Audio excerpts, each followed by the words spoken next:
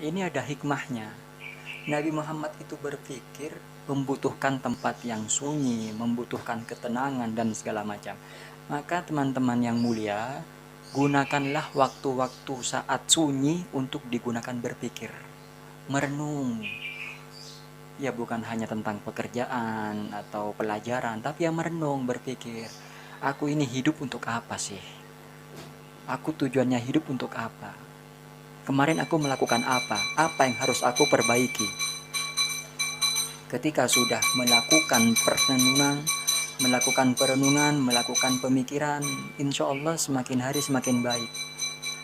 Saya yakin, teman-teman yang mulia, orang itu ketika melakukan maksiat, ketika hidupnya hari ini lebih buruk daripada hari kemarin, saya yakin orang itu tidak memikirkan atau tidak merenungi pengalaman hidupnya. Saya yakin itu.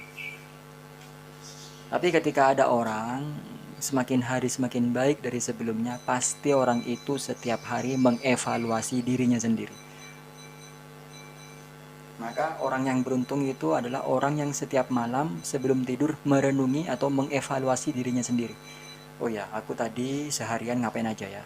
Oh, aku minusnya ini. Aku harus merevisi. Besoknya harus lebih baik. Jadi luar biasa orang seperti itu. Dan ini sangat jarang sekali. Jarang sekali ada orang yang setiap malam merenungi, mengevaluasi dirinya sendiri.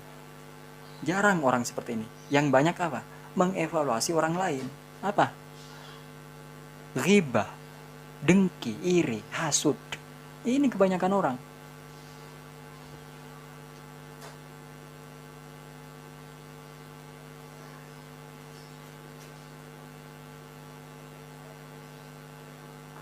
Lah, bedanya menghafal dengan berpikir juga. Kadangkala kalau kita menghafal, kita hanya tekstual saja. Misal kita menghafal Al-Fatihah. Siapa yang nggak hafal di sini Al-Fatihah? Ayat pertama apa? Hafal semua. Coba baca ayat pertama Al-Fatihah. Oh, Bismillahirrahmanirrahim. Bismillahirrahmanirrahim. Apa artinya? Wah, hafal. Dengan menyebut nama Allah yang Maha Pengasih lagi Maha Penyayang. Lalu coba tanya kepada orang yang berpikir, Mas, apa artinya Al-Fatihah surat 1? Kalau ditanya artinya ke orang yang menghafal, ya dia nggak hafal. Nggak tahu mas, aku cuma hafal tekstual saja. Tapi ketika ditanya ke orang yang berpikir, mas apa artinya surat Al-Fatihah ayat pertama itu? Oh, kita ini harus menyebut Allah ketika mau melakukan segala sesuatunya. Dan Allah itu ternyata Maha Pengasih lagi Maha Penyayang. Maha Pengasih, Maha Penyayang itu maknanya apa? Jadi Allah ingin memberikan kode kepada kita bahwa Allah ini maha baik. Dan Allah suka yang baik-baik. Allah maha menyayangi. Maka Allah ingin hambanya juga penyayang. Memberi, suka menolong. Luar biasa ketika akal dibuat berpikir ya. Satu ayat Al-Quran saja, Al-Fatihah, ayat pertama ketika digunakan akal ini untuk berpikir, larinya kemana-mana. Ya kan? Kreatif akhirnya. Muncul ide-ide yang melebihi batas kemampuan awal kita. Bismillahirrahmanirrahim. Dengan menyebut nama Allah. Ngapain aku kok nyebut nama Allah? Ngapain ya? Apa tujuannya? Oh, ternyata ketika kita melakukan amalan apapun itu, jika tanpa menyelipkan, tanpa melibatkan Allah, kita tidak akan bisa. Nah, ya kan? Udah berpikir. Ini saya berpikir ini sekarang ini. Saya mengabaikan buku ini, saya berpikir sendiri. Oh iya, kalau Allah ini menyuruhku untuk menyebut namanya. Bukan Allah yang butuh kita, tapi kita yang butuh Allah. Bismillah, minta tolong ke Allah. Ya Allah, tolonglah saya dengan namamu ya Allah. Mudahkanlah urusan saya. Bismillah, ya kan? Saya ini berpikir. Ar-Rahmanir-Rahim, yang Maha Pengasih lagi Maha Penyayang. Maha Pengasih, ya Allah, kasihanilah saya.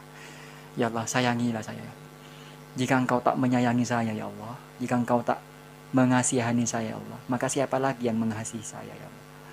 Masya Allah, ketika akal dibuat berpikir, Jatuhnya apa? Iman semakin kuat, akal semakin berpikir semakin tajam.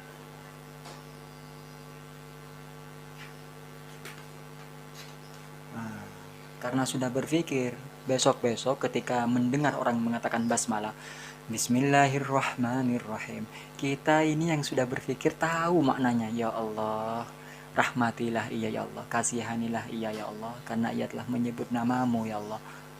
Luar biasa kan?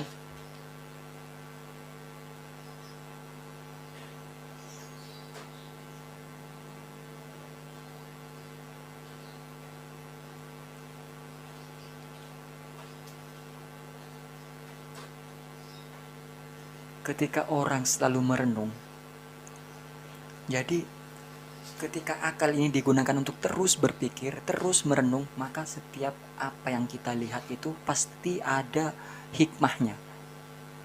Misal, kita dalam perjalanan, naik sepeda motor, kita pelan, di kiri jalan, tiba-tiba ada orang nyalip banter ngebut, lenggak-lenggok di depan, banyak mobil, dia lenggak-lenggok, Kalau kita mau merenung atau berpikir, kita akan menemukan hikmahnya. Apa? Ya Allah, orang itu ngebut, rek.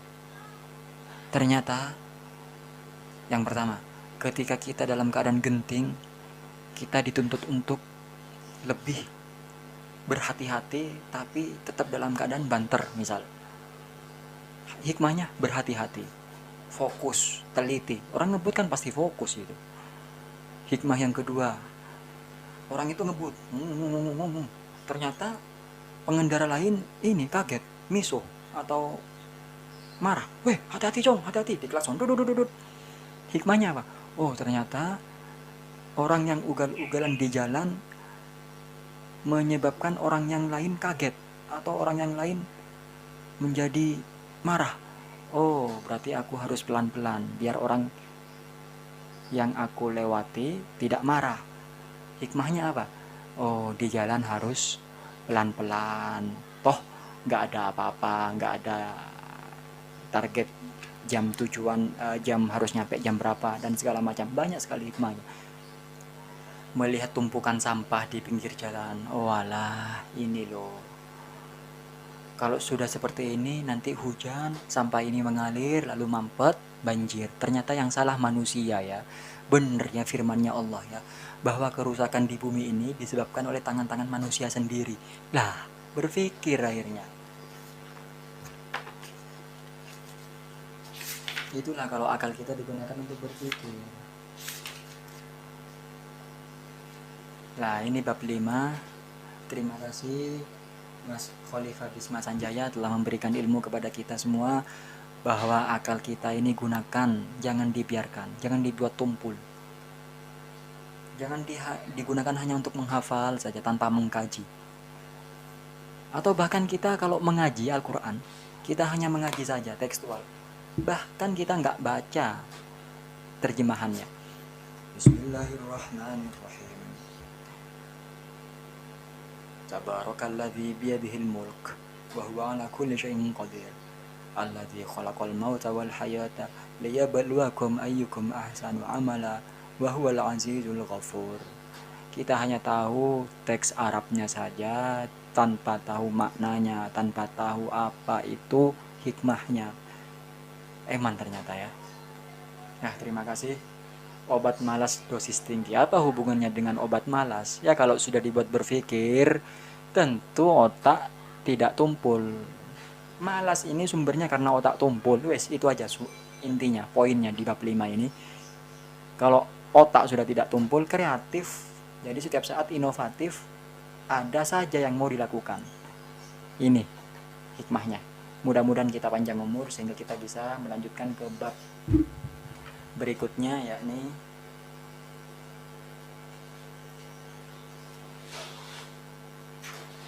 bab 6, waktu ibarat pasir. Insyaallah mudah-mudahan kita, saya dan teman-teman yang mulia diberikan panjang umur. Ihdinas siratal mustaqim. Wallahul muwaffiq ila aqwamit thoriq. Assalamualaikum warahmatullahi wabarakatuh.